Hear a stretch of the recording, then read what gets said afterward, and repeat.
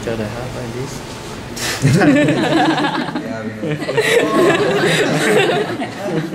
Can you zoom? And this is the razor. Can you zoom? Just clear the screen, okay, and then clear the screen, and then clear the screen. Then choose this one. Choice. What? So what do you want? Yeah, whatever. Okay. Okay. Cat symbol.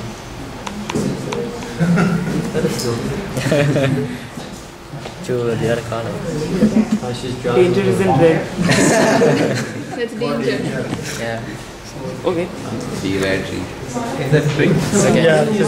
Can you zoom up? No, Minus zoom is not for the picture. Minus. No, it's just the size. Okay. Just to the side and then So minus. this size. Minus. It is already minimum size. So just Now increase come the up. size. Okay. To this minus. Throw again. You can Yeah. Larger or smaller? To show smaller. To smaller size. Yes. Smaller. Okay. Wow, that's good. Smaller size. Okay. Smaller. I love. Okay. See?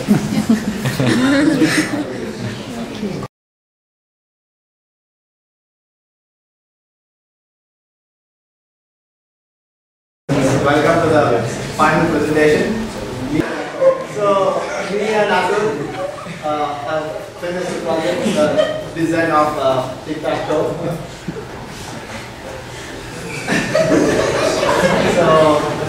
So tic-tac-toe is a game played between two players.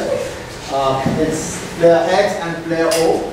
Player X wins only when he gets 3 consecutive horizontal blocks or vertical blocks or the diagonal blocks like this horizontal, vertical or the diagonal blocks. So going to the hardware flow, you've used the panel block which you can see the ANTPL and the touch panel interfaces. So that's the touch module and this is the memory interface we have. So we have the USB blaster connected by the Red UI that we are using the newest processor. The touch panel DC measures if the user has touched the block or not, and we have the SDRAM to read the data which has been updated from the keypad, and we have the LCD to SDDMA 5.4, and then LCD to 5.4 to DMA, and LCD 64 to 32 DFA, which converts the 64 to 32 bits. And finally the pixel converter, which is going to eliminate all the unused 32 bits.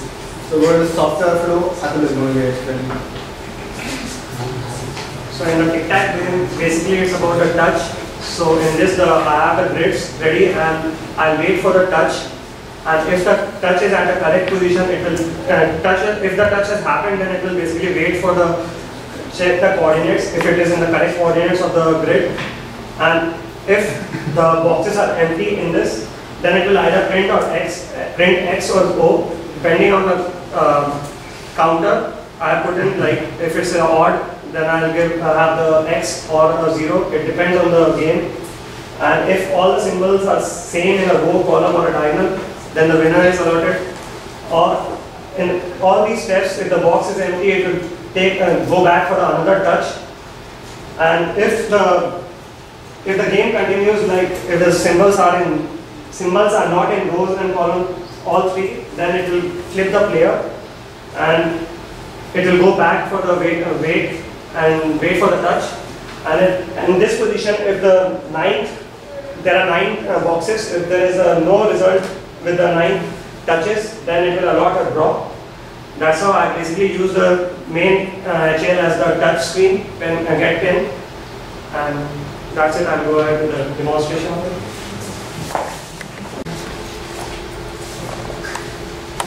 The next is 0, then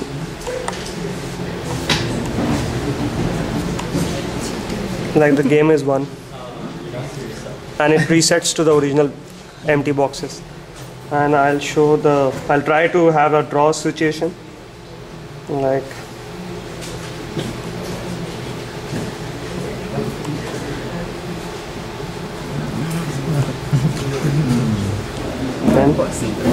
here, Yeah. Left. draw situation. 0 here. down. Right down. There. Like a game is draw. If there is no result, then the game is draw. Okay, thank you.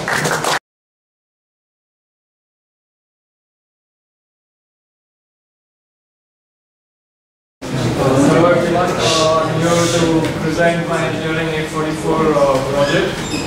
Our initial idea for the project was to have a function generator and use a DAC daughter card to display it on the oscilloscope.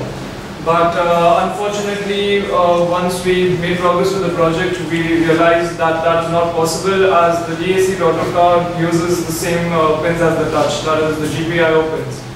So after consulting Dr. Mahmoodi, we changed our project to a waveform capture and loader on the TPAD touchscreen. What our project basically does is it allows the user to draw customized waveforms and write to the SDRAM and then able to retrieve it at a later stage.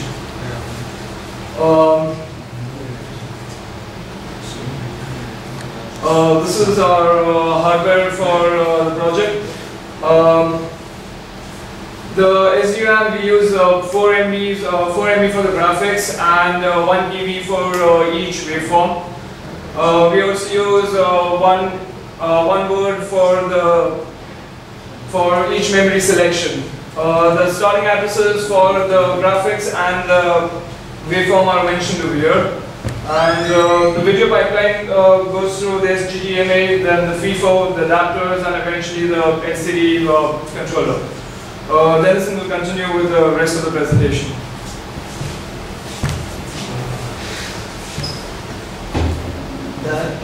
The HAL API that we're using are touch video display, and we use those to create our own function.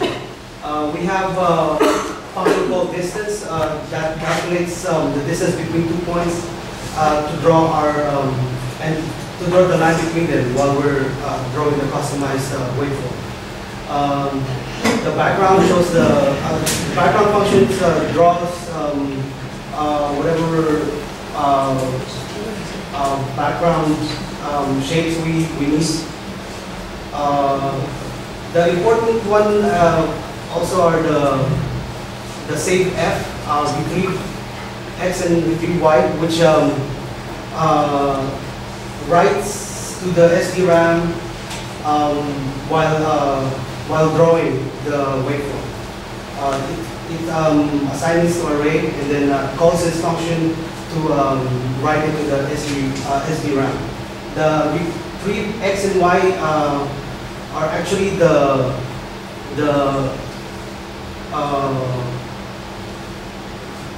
X and Y value of that waveform. And we also have a function called write select and read select.